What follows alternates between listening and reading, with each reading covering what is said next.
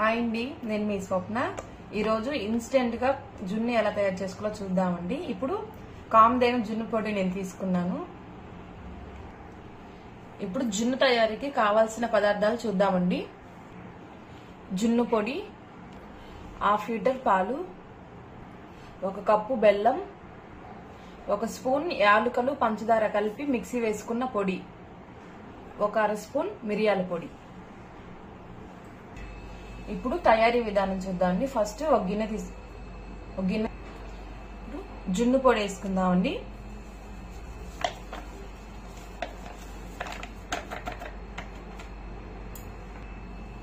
ఇప్పుడు పాలు వేసుకుందామండి. 1/2 లీటర్ పాలు సరిపోతాయి. ఇప్పుడు మొత్తం మిక్స్ చేసుకుందాం.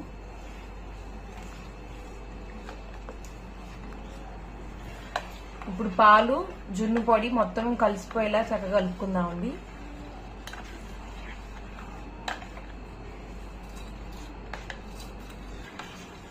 చూసారు కదా, పాలు జున్ను పొడి చక్కగా కలిసిపోయినాయి. ఇప్పుడు 1 కప్పు బెల్లం తీసుకుందాం. ఇప్పుడు 1 కప్పు బెల్లం,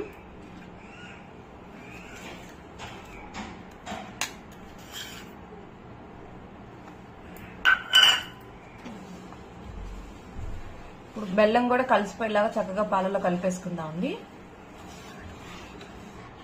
చూసారు కదా, బెల్లం పాలలో కలిసిపోయింది కదా. ఇప్పుడు యాలకుల పొడి పంచదార కలిపి మిక్సీ వేసాం కదండి. ఇప్పుడు ఇది కూడా వేసేసుకుందాం. అలాగే ముందుగా చూపించిన మిరియాల పొడి కూడా వేసుకుందామండి. మిరియాలు కొంచెం ఘాటు ఎక్కువగా ఉంటుంది కాబట్టి కొంచెం తక్కువగా చూసి వేసుకోండి.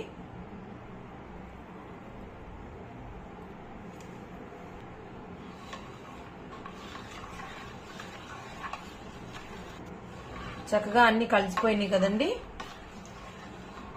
ఇప్పుడు స్టవ్ మీద పెట్టుకుందామండి. ఇప్పుడు ఈ గిన్నె తీసేసుకొని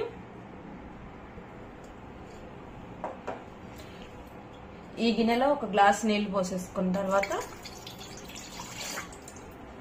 ముందుగా తయారు చేసి పెట్టుకున్న ఈ జున్ను మిక్స్చర్ మొత్తం ఇందులో పెట్టేసుకొని మూత పెట్టేసేసుకుందామండి.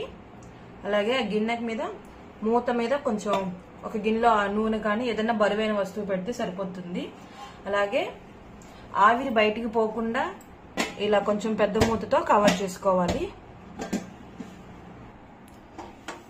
ఇప్పుడు మీడియం ఫ్లేమ్ మీద పెట్టేసేసుకోవడమేనండి. ఒక అరగంట సేపు ఇలా మీడియం ఫ్లేమ్ లో ఉడికిస్తే సరిపోతుంది. జున్ను రెడీ అవుతుందండి. చూసారా జున్ను రెడీ అయిపోయింది.